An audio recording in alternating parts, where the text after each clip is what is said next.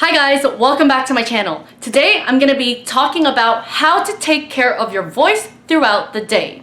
So last week I was having an online lesson with one of my vocal students, and she mentioned that she noticed that when she sang later during the day or during the night, that it was harder compared to when she would sing kind of like first thing in the morning. And she was asking me why. Now, when she told me this, I asked her, okay, well, in your day-to-day job, are you using your voice a lot? And she answered yes. Now, obviously, if you're trying to practice or sing right after a long day of work where you're constantly using your voice, by the time you get around to singing, your voice will be a lot more fatigued compared to earlier in the day when you haven't done as much talking. But if you really do find that the only time you get to practice your vocals is after work, then stay tuned because I will be giving you a few tips on how to take care of your voice throughout the day. So, first thing seems super obvious, but stay hydrated, okay? Plenty of fluids throughout the day, especially water. I understand that many people, myself included, like to drink a lot of coffee because it does help you stay alert and awake. And like, trust me, I completely get it. The amount of coffee I drink every day is like so not okay sometimes.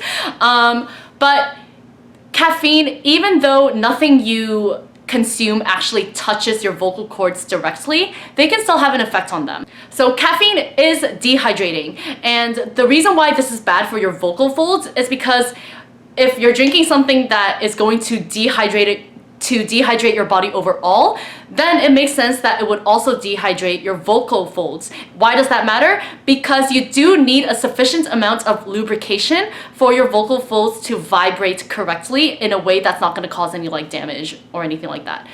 Even when you're just talking, your vocal cords actually come together and vibrate a lot more times per second than you might actually think. And obviously, when it comes to singing, we want to make sure that there is proper lubrication there so that you are singing in a healthy manner, okay? So if your vocal folds are dehydrated, that's going to be a little bit of an issue. If you don't like to drink water, some people do like to drink tea instead. But again, with teas, there are certain teas like black teas that are naturally caffeinated. So if you do want to drink tea, maybe try not to drink teas that are naturally caffeinated because, again, those can produce a dehydrating effect, which is not going to be great for your vocal folds. Another tip that you might want to keep in mind is before you even start your day, you might want to gently warm up your vocal folds before you have like a long day of work where you're talking constantly, okay? So the gentlest way that you can kind of warm up your vocal folds is just to do a bit of humming, right? Very light vocalizations. It doesn't even have to be on any pitch or any scale or anything like that. You can literally just go,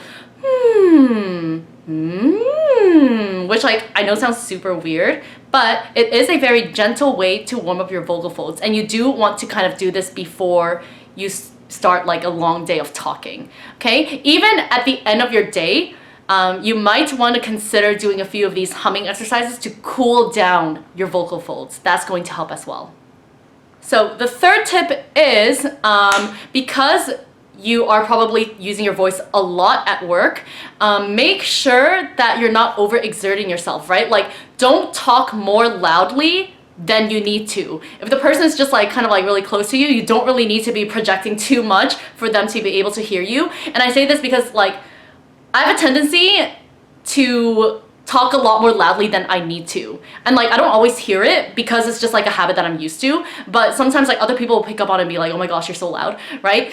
So just try to make sure throughout the day, if you need to speak to someone, just use the volume that is needed, right? Try not to go over that if it's not necessary. That is going to help you save your voice a little bit as well. And if you have breaks during work, try to use that downtime to just not talk at all. I know you probably like to socialize with your coworkers or whatever, but vocal naps are great, okay, for resting your voice. You're going to need it, especially if you're singing after work. So going back to the whole try not to talk too loudly if you don't need to, also try not to whisper. I did kind of make another video about this at some point, but at that time I wasn't really sure if whispering was really that bad for your voice, But I remember posting that video to Instagram and asking someone, or asking my followers on Instagram, okay, if you know the answer to this, like, please comment. And there was a very well written and like thorough comment explaining why whispering is not good for your voice. Okay, so even though you don't want to overexert your voice and talk more loudly than is necessary, you also don't want to whisper. Okay, so try to avoid that. Another big thing that you want to avoid is constant throat clearing. Like, gently clearing your throat, like every now and then a little bit, like that's okay.